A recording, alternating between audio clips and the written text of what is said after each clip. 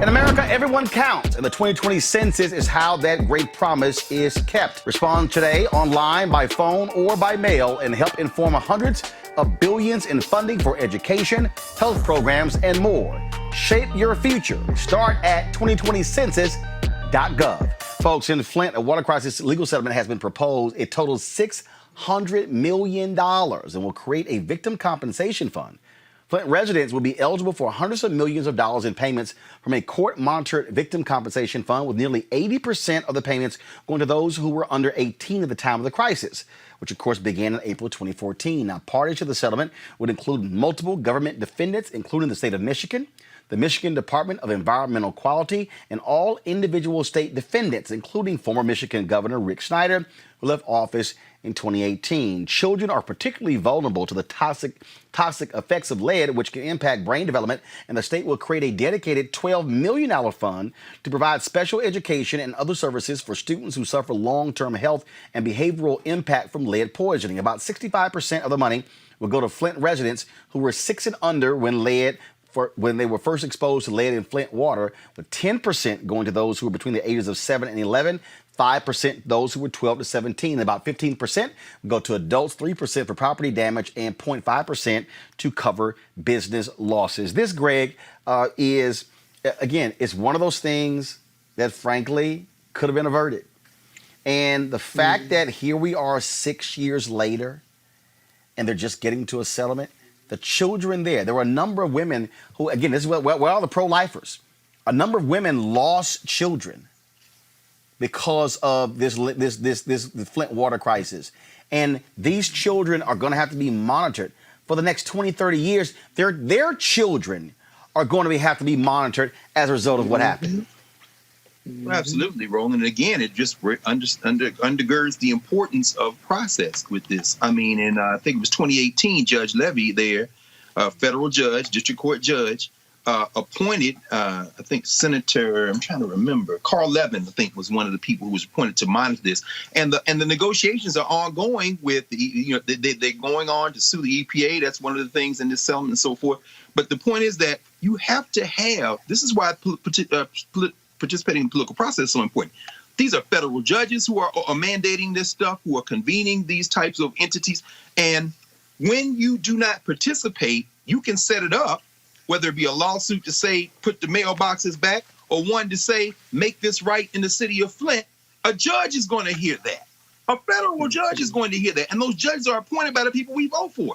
Other thing I would say is that it's a little unsettling because we got to focus on the young people. But for every dollar that goes to those 6 and unders, that's a dollar that's not going to go to the older people. And we don't know the health outcomes of those people yet. And so, this is a wonderful victory, but it's one victory in an ongoing war that started, as Brother Pennick said, in Atlanta with COVID-19. This is the structural racism we face. Reese, to Greg's point, a federal judge is overseeing this. This is why federal judges matter. Democrats don't spend lots of time talking about the judicial system. Republicans, they do, especially the evangelicals, the white conservative Christians. But the reality, this is why you want fair-minded judges who believe in what's right for the people, as opposed to far right-wing judges who are more about corporations. Right. And Donald Trump and Mitch McConnell have already gotten over 200 judges. They have reshaped a quarter of the federal judiciary for over a generation, maybe 2 even generations. And so it is a topic that is undercovered in terms of the Democratic Party. The Democratic Party, I think, is lacking in just educating people on civics, because the Republicans understand using every lever of the government to push forth their agenda, whereas Democrats do tend to focus a little bit more on personality and the big names at the top of the ticket. And so this is an opportunity to demonstrate, as you said, how it is so important that we have the next president be Joe Biden, so that we can get these judges, the next several hundred judges, appointed by a Democratic president. All right, folks, back to our Roland Mark Unfiltered video in just one moment. As our community comes together to support the fight against racial injustice, I want to take a second to talk about one thing we can do to ensure our voices are heard. Not tomorrow, but now. have your voices heard in terms of what kind of future we want by taking the 2020 census today at 2020census.gov. Now, folks, let me help you out. The census is a count of everyone living in the country. It happens once every 10 years. It is mandated by the U.S. Constitution.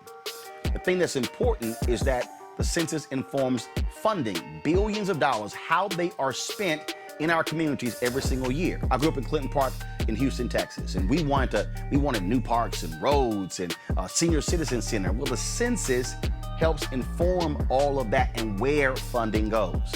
It also determines how many seats your state will get in the U.S. House of Representatives. Young black men and young children of color are historically undercounted, which means a potential loss of funding for services that helps our community. Folks, we have the power to change that.